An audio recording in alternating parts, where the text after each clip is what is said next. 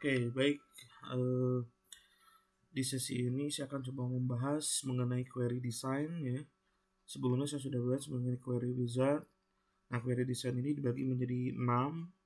Nanti ada satu tambahan mengenai query design khusus untuk parameter. Yang pertama adalah select query.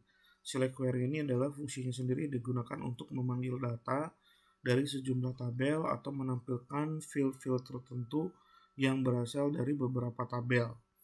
Sebagai contoh, saya akan coba langsung praktekkan saja.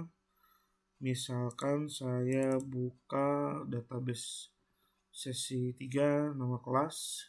Di sini saya sudah punya 4 tabel. Sebelumnya saya akan coba relasikan dulu. Relasinya kurang lebih seperti ini ya. Nah, sekarang saya akan coba cek dulu datanya. Ini saya save dulu. Nah, yang pertama data anggotanya sudah ada, isinya seperti ini. Head pinjam datanya seperti ini, detail pinjam seperti ini. Oke, saya lanjutkan. Untuk select query tadi dijelaskan bahwa fungsinya adalah untuk mengambil data dari satu tabel atau dari beberapa tabel. Saya akan tunjukkan dulu dari satu tabel. Misalkan dari satu tabel anggota ini saya hanya mengambil data yang berhubungan dengan nomor anggota, nama, dan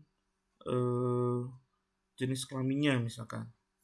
Nah, maka yang harus saya lakukan, saya tinggal pilih create, pilih query design, saya ambil tabel anggotanya, terus saya masukkan nomor anggota, nama, dan jenis kelamin. Saya save misalkan dengan nama key select anggota misalkan. Oke.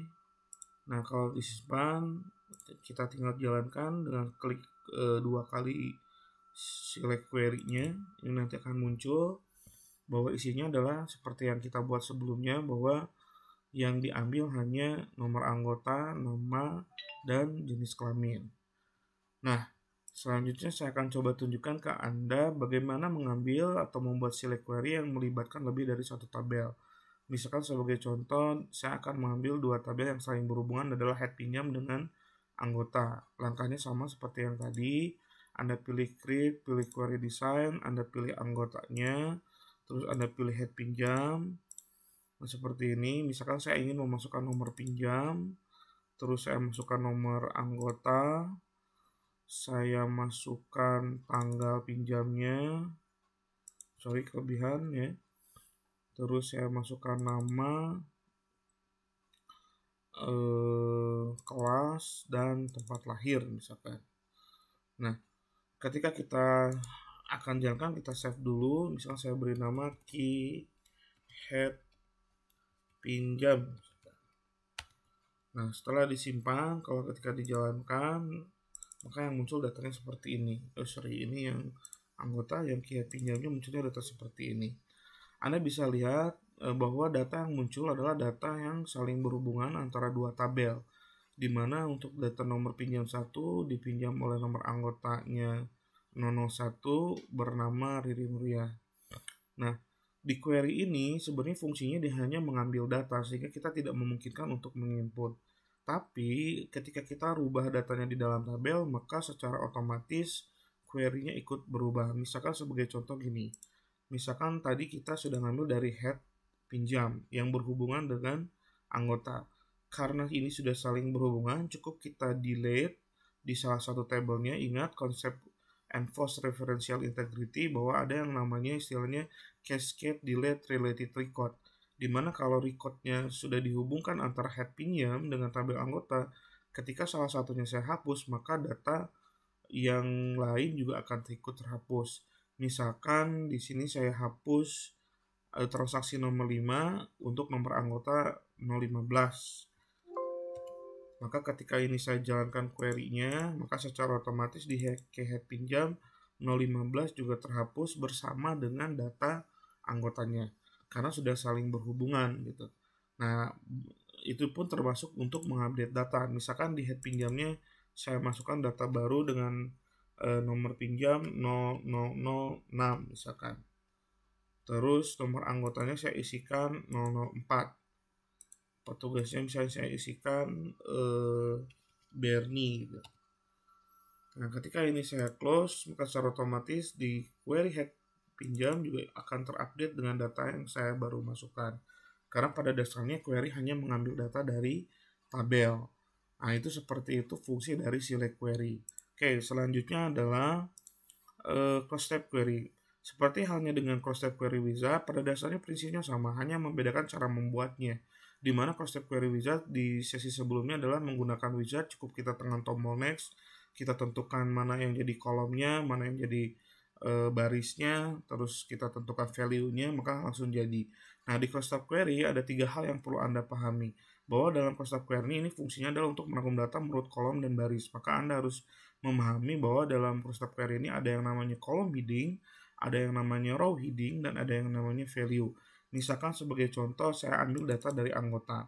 Kalau Anda perhatikan di sini, di dalam data anggota ini ada data agama dibandingkan dengan misalkan jenis kelamin.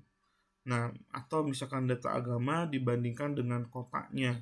Misalkan kita ingin melihat sebaran bahwa agama Islam di Bandung ada berapa banyak sih? Ada nggak agama selain Islamnya? Ada berapa banyak? Nah, kita bisa melakukan rekapitulasi tersebut berdasarkan data ini sehingga kita bisa mengetahui bahwa di salah satu kota ini ternyata anggota yang beragama Islam sekian jumlahnya, terekap seperti itu. Nah, langkahnya Anda tinggal pilih create, pilih query design, Anda pilih dulu tabel anggotanya, terus Anda pilih query type-nya adalah cross tab. Nah, Anda tinggal tentukan, tadi saya bilang bahwa saya ingin menunjukkan bahwa agama berdasarkan kotanya. Berarti saya masukkan masukkan agamanya, saya masukkan juga kota, dan yang terakhir tentu nanti berhubungan dengan value yang akan direkapnya apa gitu. Misalkan yang kita rekap adalah agama dari anggota tersebut, maka yang paling unik dari tabel tersebut adalah nomor anggotanya. Misalkan sekarang yang kita lakukan, misalkan kita ingin baca si agama ini berdasarkan baris gitu ya.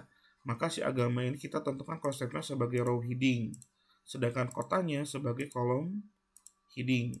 Dan anggota ini karena nilai yang akan diakumulasikannya, berarti ini sebagai value, di mana value ini bisa berisi rumus ya. Nah, untuk kasus ini kita ingin mengakumulasi anggota mana saja yang memiliki agama tertentu berada pada kota tertentu. Maka rumus yang kita pakai adalah count karena menjumlahkan data anggota. Beda lagi misalkan kalau contoh kasusnya adalah mencari nilai terbesar, tentu yang kita gunakan bisa max, atau mencari nilai rata-rata, tentu yang kita bisa lakukan memilih rumus average ya. Nah, untuk sementara kita kasusnya adalah untuk mengakumulasi data, maka count yang kita pilih.